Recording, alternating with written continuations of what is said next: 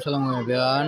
আজকে কালকে আমাদের এখানে বৈশাখী মেলা, তো একদিন ব্যাপী বৈশাখী মেলা কালকে শুরু হতে যাচ্ছে। আজকে সবাই এসেছে এখানে দোকান মোকান গুছাইতে, এমনকি দোকান সাজাইতেছে কালকে থেকে ওদেরকে বৈশাখী মেলা।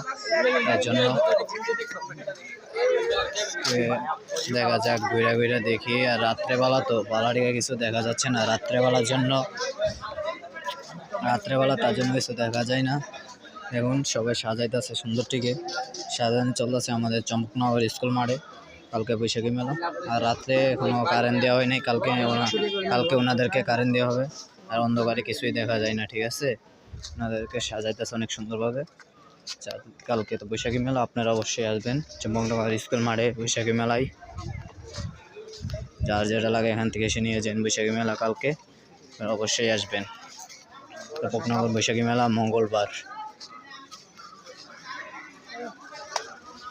পুরো স্কুল মাঠে বৈশাখী মেলা, ঠিক আছে। আপনারা অবশ্যই আসবেন চম্পকনগর বৈশাখী মেলায়।